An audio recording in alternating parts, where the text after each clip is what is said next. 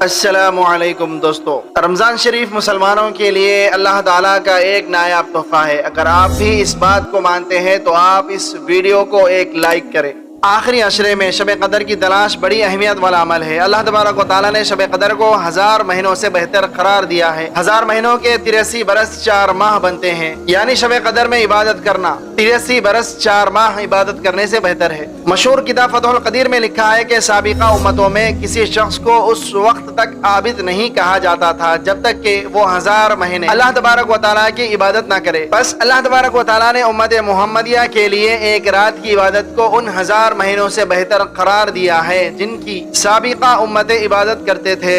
رمضان کا مبارک مہینہ تیزی سے گزرتا جا رہا ہے۔ رمضان کا آخری عشرہ اعتکاف، جمعۃ الوداع، شب قدر اور قبل از وقت صدقہ فطر کی ادائیگی جیسی خوشگوار مصروفیات کے ساتھ عید کی سوغات عطا کر کے رخصت ہو جاتا ہے۔ رمضان کی حقیقت یہ ہے کہ اہل ایمان کو رب کی رضا سے ہمکنار کرتا ہے اور بندوں کو ذوق عبادت کی نعمت سے سرفراز کر دیتا ہے۔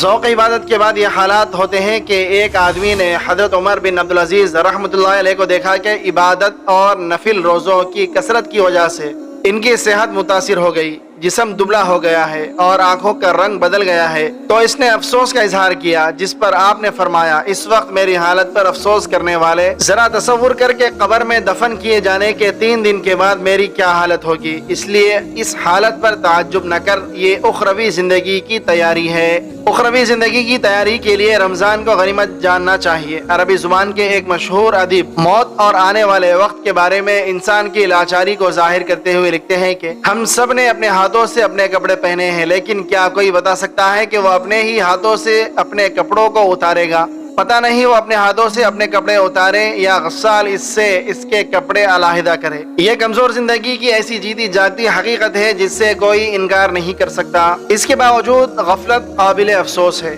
حضرت رابعہ بصریہ ہر رات فرمایا کرتی، یہ میری آخری رات ہے، اور پوری رات بغیر سوئے عبادت میں گزار دیتی، اور پھر دن آتا تو فرماتی، یہ میرا آخری دن ہے، اور پورا دن عبادت و ریاضت میں صرف کر دیتی۔ ان واقعات کو ذہن میں رکھتے ہوئے ہماری ذمہ داری ہے کہ دنیا اور دنیاوی معاملات میں الجھ کر رمضان جیسی نعمت عظمیٰ سے غافل نہ ہوں۔ نبی کریم صلی اللہ تعالیٰ علیہ وآلہ وسلم نے فرمایا، دنیا سبز اور میٹھی ہے۔ سورہ لقمان آیت نمبر 33 میں فرمایا گیا، فلا تغرنکم الحیات الدنیا، دنیاوی زندگی تمہیں ہرگز دھوکے میں نہ ڈالے۔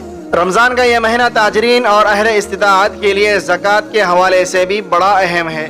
عموماً ہم رمضان کے مہینے میں زکوٰۃ کا اہتمام کرتے ہیں۔ بعض لوگ زکوٰۃ کے معاملے میں غفلت سے کام لیتے ہیں۔ انہیں جان لینا چاہیے کہ مال کی بے انتہا محبت انسان کی آخرت کو برباد کر دیتی ہے۔ اس سلسلے میں نبی کریم صلی اللہ تعالیٰ علیہ وآلہ وسلم نے ارشاد فرمایا، اگر 2 بھوکے بھیڑیے بکریوں کے ریوڑ میں چھوڑ دیے جائیں تو وہ جتنا نقصان کریں گے، مال کی حرص اور دنیا کی محبت آدمی کو اس سے زیادہ نقصان پہنچاتی ہے۔ لوگوں کی مدد کرنا اسلام میں سب سے زیادہ پسندیدہ عمل ہے۔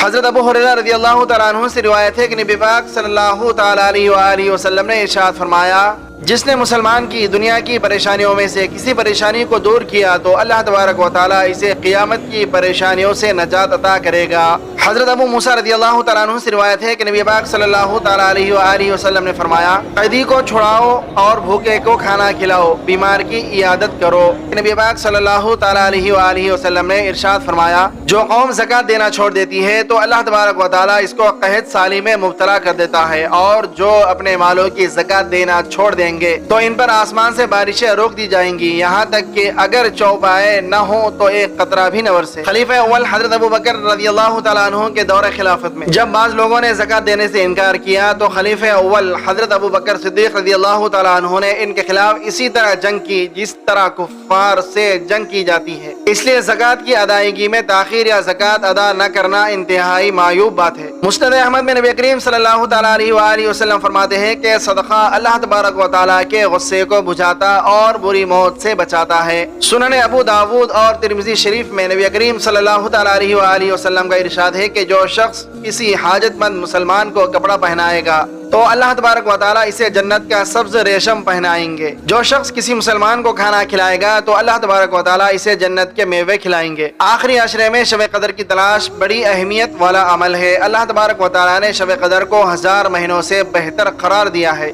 1000 महीनों के 83 बरस 4 माह बनते हैं। यानी शब कदर में इबादत करना 83 बरस 4 माह इबादत करने से बेहतर है। ये बात काबिल तवज्जो है कि अल्लाह तबारक व तआला ने शब कदर को 1000 महीनों से बेहतर फरमाया। फतहुल कदीर में है कि साबिका उम्मतों में किसी शख्स को उस वक्त तक आबिद नहीं कहा जाता था जब तक कि वो 1000 महीने अल्लाह तबारक व तआला की इबादत न करे। बस अल्लाह तबारक व तआला ने उम्मत मोहम्मदिया के लिए एक रात की इबादत को उन 1000 महीनों से बेहतर करार दिया जिनकी वो साबिका उम्मतें इबादत करते थे।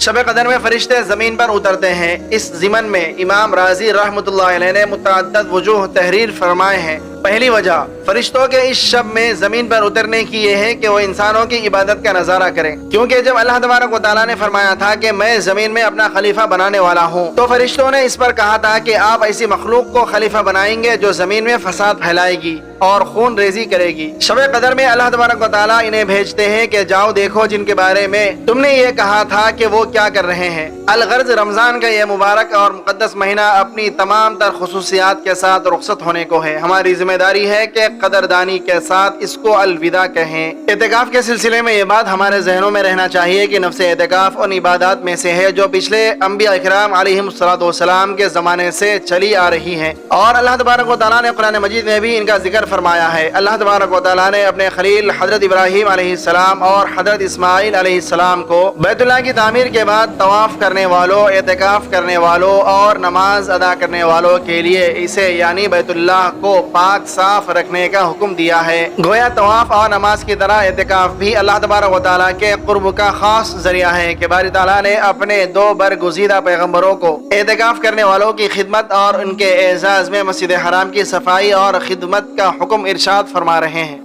एतिकाफ में अल्लाह तबारक व तआला के घर में क़ियाम करके तक़र्रुब इलाही का हुसूल है, दुनिया से मुंह मोड़ना और रहमत खुदावंदी की तरफ मुतवज्जे होना और मग़फ़िरत बारी तआला की हिर्स करना है। और एतिकाफ करने वाले की मिसाल ऐसे बयान फरमाई गई है, गोया कोई शख्स किसी के दर पर आकर पड़ जाए कि जब तक मकसद हासिल नहीं होगा उस वक्त तक नहीं लौटूंगा। एतिकाफ करने वाला अल्लाह तबारक व तआला के दर पर आकर पड़ जाता है कि जब तक रब की रजा और मग़फ़िरत का परवाना नहीं मिल जाता वो नहीं जाएगा। ऐसे में अल्लाह तबारक व तआला की रजा और मग़फ़िरत की कवी उम्मीद है, बल्कि इसके फजल से यकीन रखना चाहिए। अल्लाह तबारक व तआला से दुआ है कि अल्लाह तबारक व तआला हमें रमज़ानुल मुबारक में ज़्यादा से ज़्यादा इबादत करने की तौफ़ीक़ अता फरमा दे और इस महीने को हमारे लिए रहमत बनाकर हमारी परेशानियों को दूर फरमा दे, आमीन। वीडियो के आखिर में एक बार दुरूद शरीफ पढ़ना मत भूलिएगा। उम्मीद है कि आज की यह वीडियो आपको काफ़ी मालूमाती लगी होगी और इससे बहुत कुछ जानने को मिला होगा।